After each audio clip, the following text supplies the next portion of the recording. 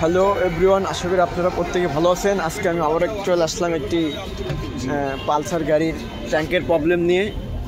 আসলে এ নিয়েছে ইঞ্জিনিয়ার সাহেব মোহাম্মদ রাকিব। যেহেতু পালসারের এখন মূলত প্রায় গাড়িরই এই ট্যাঙ্কির সমস্যা, আমি আসলে ইঞ্জিনিয়ার সাহেবের কাছ থেকে একটু জানতে চাইবো যে আসলে এই ট্যাঙ্কিতে কী রকম ময়লা আর কী জন্য এইরকম। দেখেন, আপনারা দেখতে পাবেন ট্যাঙ্কির ভিতর থেকে এগুলো কী বেরোয়। আচ্ছা, আমি যদি আপনাকে বলি রাকিব ইঞ্জিনিয়ার সাহেব, এই ট্যাঙ্কিতে এই ধরনের জং আর ময়লা আসার কারণটা কী আপনি যদি একটু বলেন। না, আপনি একটু বলে দেন যে আসলে কোন ধরনের সমস্যার কারণে ট্যাঙ্কিতে এই ধরনের প্রবলেমটা হচ্ছে।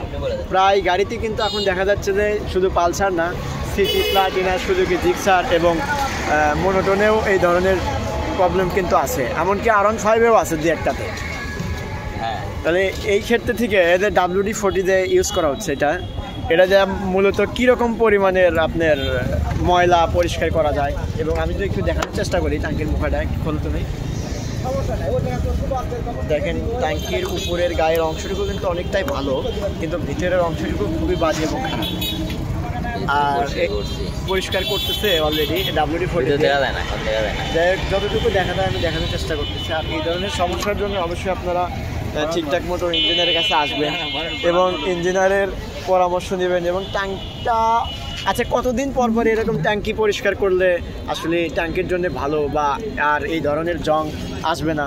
3 মাস পর পর, মানে প্রত্যেক প্রায় 3 মাস পর পর। 3 মাস পর পর ধরেন আপনার বাইকের ট্যাঙ্কিটি যদি ভালো রাখতে চান তাহলে অবশ্যই ট্যাঙ্কিটা আপনি পরিষ্কার রাখতে হবে। আর ট্যাঙ্কি পরিষ্কারের পাশাপাশি যদি রাখি, তেলের ভিতরে যদি অকটেন বুস্টার ইউজ করা হয়, সেক্ষেত্রে কি ট্যাঙ্কিতে জং আসার কি কোনো সম্ভাবনা আছে কি? আর তাও আসবে, মানে মূলতভাবে যদি বলা যায় যে একটু কম আসবে। পিছনের ফ্রন্ট সাইডটা দেখেন, ট্যাঙ্কির অবস্থা কিন্তু খুবই খারাপ। এখানে ইঞ্জিনিয়ার কিন্তু প্রচুর, ইঞ্জিনিয়ার ওই যে ইঞ্জিনিয়ার। না, এটা লোকেশন হচ্ছে আপনার, এটা হচ্ছে শেরপুর ধুরেটমোড়, রায়হান মোটরস। আচ্ছা, এই ধরনের প্রবলেম থেকে মুক্তি পাওয়ার জন্য আমি যদি ইঞ্জিনিয়ার সাহেবের সাথে একটু কথা বলি, যে আমাদের এই মেকানিক ভাই আছে রাকিব ইসলাম।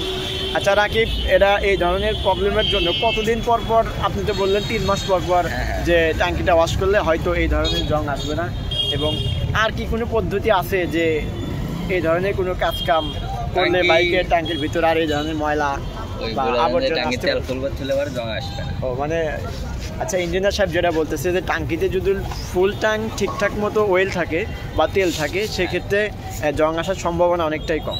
আশা করি প্রত্যেক বাইকাররাই চেষ্টা করবেন ট্যাঙ্কির মধ্যে সব সময় পর্যাপ্ত পরিমাণে তেল রাখার জন্য, তাহলেই মোটামুটি। হ্যাঁ, আচ্ছা, এই পর্যন্ত।